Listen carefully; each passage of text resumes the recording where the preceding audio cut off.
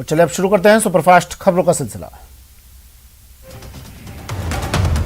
दिल्ली में प्रदूषण को लेकर डॉक्टर भी मान रहे हैं कि स्थिति सेहत के लिहाज से काफी चिंताजनक है। अब दिल्ली सरकार में मंत्री गोपाल राय ने भी बढ़ते प्रदूषण पर अपनी चिंता जाहिर किया। उन्होंने केंद्र से इमरजेंसी मीटिंग बुलाने की मांग की है। गोपाल राय ने एक चिट्ठी लिखकर कई मुद्दों पर रोशनी डाली है। उन्होंने लिखा है कि पूरी दिल्ली कई दिनों से प्रदूषण की मार झेल रही है। दिल्ली की हवा दम घोंटू बनी हुई है। पूरी दिल्ली इससे चिंतित है। अखिलेश यादव ने रविवार को पूर्वांचल एक्सप्रेसवे के उद्घाटन पर पीएम मोदी और सीएम योगी आदित्यनाथ पर तंज कसा। अखिलेश ने कहा कि पूर्वांचल एक्सप्रेसवे आगरा लखनऊ एक्सप्रेसवे से अच्छा नहीं है। आगरा लखनऊ एक्सप्रेसवे में गाड़ी पर चाय का कप भी रख दो तो भी नहीं गिरता, लेकिन पूर्वांचल एक्सप्रेसवे में कमर दर्द होने लगेगा। कांग्रेस के वरिष्ठ नेता शशि थरूर का कहना है कि सरदार वल्लभ भाई पटेल की राष्ट्रीय अपील और गुजराती मूल का होना नरेंद्र मोदी के हित के अनुकूल है और पटेल के बाद मोदी का संदेश कई गुजरातियों को पसंद आता है। तिरुवनंतपुरम के सांसद थरूर का मानना है कि मोदी ने चतुराई से घरेलू राजनीतिक गणना की कि खुद को प्रतिष्ठित गुजरातियों, महात्मा गांधी और पटेल के आवरण में लपेटने से उनकी आभा कुछ बढ़ जाएगी। शिवसेना सांसद संजय राउत ने रविवार को भारतीय जनता पार्टी पर कटाक्ष करते हुए सवाल किया कि क्या केंद्र सरकार ने जेलों और केंद्रीय जांच एजेंसियों का निजीकरण कर दिया है। बीजेपी की राष्ट्रीय कार्यकारिणी की बैठक में 2022 में होने वाले आगामी विधानसभा चुनाव पर चर्चा हुई। इसके अलावा जम्मू कश्मीर, आर्टिकल 370, किसान, पश्चिम बंगाल में चुनावी हिंसा को लेकर चर्चा हुई। इस बैठक में बंगाल में भाजपा कार्यकर्ताओं की मौत को लेकर प्रस्ताव भी पास हुआ। इसके अलावा यूपी, पंजाब, गोवा, मणिपुर और उत्तराखंड के चुनाव को लेकर प्रेजेंटेशन हुई। बैठक में प्रधानमंत्री नरेंद्र मोदी, गृह मंत्री अमित शाह, भाजपा अध्यक्ष जेपी नड्डा समेत अन्य नेता इसमें शामिल हुए। वहीं भाजपा के वरिष्ठ नेता लालकृष्ण आडवाणी और मुरली मनोहर जोशी ने वर्चुअली बैठक में हिस्सा लिया। प्रधानमंत्री नरेंद्र मोदी ने बीजेपी की राष्ट्रीय कार्यकारिणी की बैठक को संबोधित किया। इस दौरान उन्होंने कहा कि सेवा ही सबसे बड़ी पूजा है। पीएम ने कहा कि इस कोरोना काल में कार्यकर्ताओं ने सेवा की नई संस्कृति की शुरुआत की है। प्रधानमंत्री के संबोधन की जानकारी मीडिया से साझा करते हुए केंद्रीय मंत्री भूपेंद्र यादव ने कहा कि मोदी ने आने वाले समय में भाजपा की कार्यनीति को बताने के लिए एक बड़ा मंत्र सभी कार्यकर्ताओं को दिया। केंद्रीय मंत्री भूपेंद्र यादव ने कहा कि प्रधानमंत्री ने कहा कि भाजपा के कार्यकर्ताओं को सामान्य आदमी के मन के विश्वास का सेतु बनना चाहिए। यादव के मुताबिक प्रधानमंत्री ने पार्टी के इतिहास को रेखांकित करते हुए कहा कि भाजपा ने केंद्र में जो स्थान पाया उसका बहुत बड़ा कारण है कि पार्टी प्रारंभिक काल से लेकर और अभी तक सामान्य व्यक्ति से हमेशा जुड़ी रहती है।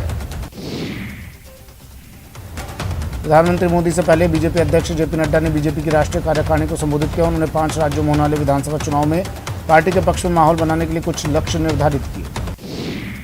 वहीं धर्मेंद्र प्रधान ने कार्यकारिणी को संबोधित करते हुए कहा कि पीएम मोदी की प्रशासनिक पहल को विकासशील देश और विकसित देश उनकी सराहना करते हैं। कांग्रेस के पूर्व अध्यक्ष राहुल गांधी ने देश में तेजी से बढ़ रही गरीबी की एक सर्वे रिपोर्ट शेयर करते हुए केंद्र पर एक बार फिर निशाना साधा है। इस ट्वीट को शेयर करते हुए राहुल जिस खबर का हवाला दे रहे हैं उसमें एक सर्वेक्षण रिपोर्ट है जिसमें कहा गया है कि भारत में बीते 8 साल में जितनी तेजी से गरीबी की संख्या बढ़ी है उतनी तेज वृद्धि आज तक नहीं देखी गई। पंजाब की चरणजीत सिंह चन्नी सरकार ने पेट्रोल और डीजल के दाम घटा दिए। पंजाब में पेट्रोल 10 रुपये और डीजल 5 रुपये सस्ता किया गया। बॉलीवुड अभिनेता शाहरुख खान के बेटे आर्यन खान को एनसीबी की एसआईटी ने समन भेजकर रविवार को ही ड्रग्स मामले में पूछताछ के लिए बुलाया, लेकिन खबर है कि वो नहीं पहुंचे। बॉम्बे हाईकोर्ट ने महाराष्ट्र के पूर्व गृह मंत्री अनिल देशमुख को न्यायिक हिरासत में भेजने का विशेष अदालत का आदेश रविवार को रद्द कर दिया और मनी लॉन्ड्रिंग मामले में ईडी की हिरासत में भेज दिया। पंजाब कांग्रेस अध्यक्ष नवजोत सिंह सिद्धू ने एडवोकेट जनरल एपीएस देओल के आरोपों पर करारा जवाब दिया है। सिद्धू ने देओल को कहा कि न्याय अंधा हो सकता है, लेकिन पंजाब के लोग अंधे नहीं हैं। सिद्धू का कहना है कि कांग्रेस पार्टी बेअदबी के मामले में न्याय का वादा करके सरकार में आई थी।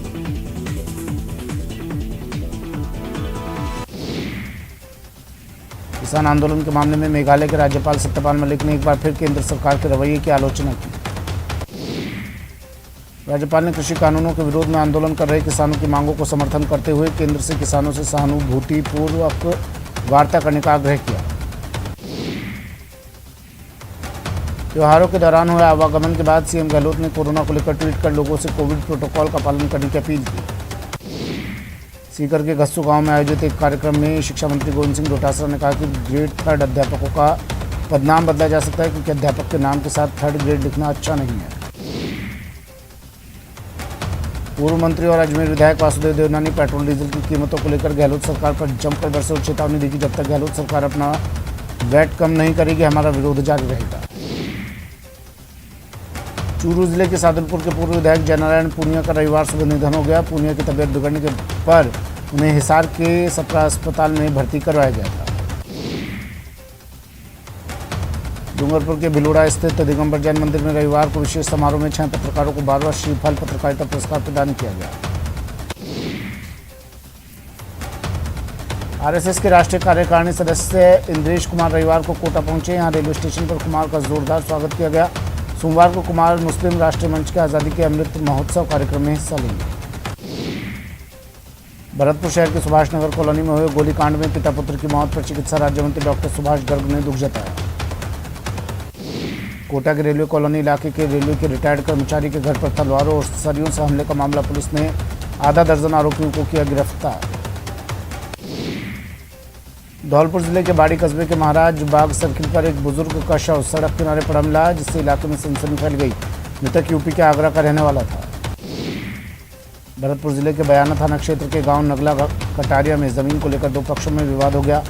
लाठी और डंडे से हमले में दोनों पक्ष के 4 लोग घायल हो गए।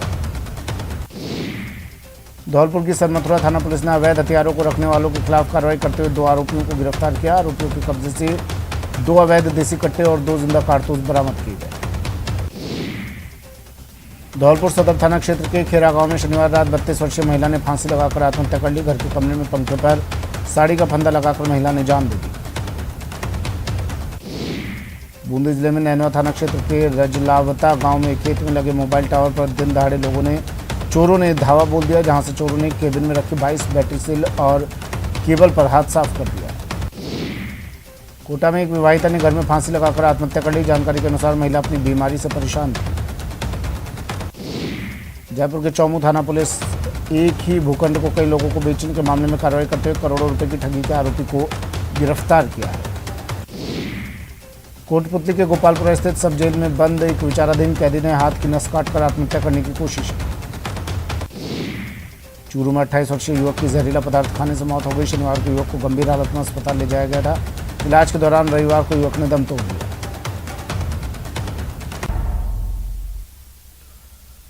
ब्रेक के बाद स्वागत है आपका और चलिए फिर से शुरू करते हैं सुपरफास्ट खबरों का सिलसिला।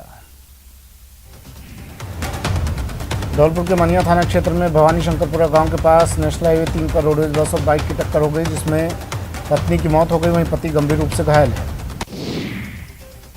कोटपुतली थाना इलाके में 2 स्थानों पर अचानक आग लग गई। आग लगने के कारणों का फिलहाल पता नहीं चल पाया है। राजसमंद के उदयपुर गोमती हाईवे पर रविवार को मार्बल क्रेजी से भरे एक डंपर में अचानक आग लग गई। चालक ने कूदकर अपनी जान बचाई। चूरू के तारानगर कस्बे के पल्लेदारों ने मजदूरी बढ़ाने की मांग को लेकर हड़ताल कर दी। व्यापारियों ने वार्ता कर उनकी मांगे मांगी। जयपुर के शहीद स्मारक पर लगातार बेरोजगार अभ्यर्थी धरना दे रहे हैं। ऐसे में अभ्यर्थियों की मांग को लेकर 9 नवंबर को जोधपुर हाईकोर्ट में रीट परीक्षा 2021 के लेवल 1 से जुड़े मामले की सुनवाई होगी। अजमेर के श्रीनगर थाने में ग्रामीणों ने शव रखकर प्रदर्शन किया और आरोपियों की जल्द गिरफ्तारी की मांग की है। सीकर में राजस्थान मदरसा पैरा टीचर ने विधायक राजेंद्र पारीक के आवास के बाहर धरना दिया। मदरसा पैरा टीचर्स लंबे समय से अपनी मांगों को लेकर धरना दे रहे हैं। करौली में भाजपा के पूर्व जिला अध्यक्ष कैलाश शर्मा के निवास पर बने गुमानो माता के मंदिर में रविवार को विशाल अन्नकूट प्रसादी का आयोजन किया गया। करौली में राजकीय उच्च माध्यमिक विद्यालय में आज से राज्य स्तरीय माध्यमिक छात्र वर्ग कुश्ती प्रतियोगिता का शुभारंभ हुआ। कोचिंग सिटी कोटा को एक और निजी महाविद्यालय की सौगात मिली है। यूडीएच मंत्री शांति धारीवाल ने रानपुर में निजी कुंद कहान दिगंबर जैन महाविद्यालय का उद्घाटन किया। चूरू जिले के सादुलपुर के पूर्व विधायक जयनारायण पूनिया का रविवार सुबह निधन हो गया। तबियत बिगड़ने पर उन्हें हिसार के सप्रा अस्पताल में भर्ती कराया गया। प्रदेश सरकार की महिला एवं बाल विकास मंत्री ममता भूपेश दौसा में स्कूल शिक्षा परिवार द्वारा आयोजित दीपावली स्नेह मिलन कार्यक्रम में हिस्सा लिया। अलवर में मेघवाल विकास समिति की कार्यकारिणी की बैठक आयोजित की गई। बैठक में कार्यकारिणी के आने वाले चुनाव को लेकर जिले भर से आए सदस्यों और पदाधिकारियों ने चर्चा की। दौसा जिले के देवनारायण मंदिर गाजीपुरा खुदा में पूर्व सैनिक सम्मेलन का आयोजन किया गया। सम्मेलन में पूर्व सैनिकों ने बढ़ चढ़कर भाग लिया और अपनी समस्याओं पर चर्चा की। विदेश मंत्री शांति धारीवाल कोटा दौरे पर रहे, जहां उन्होंने कई कार्यक्रमों में हिस्सा लिया। शाहपुरा शहर के त्रिवेणी धाम परिसर में क्षेत्रीय पारिक परिषद की कार्यकारिणी का शपथ ग्रहण समारोह आयोजित किया गया।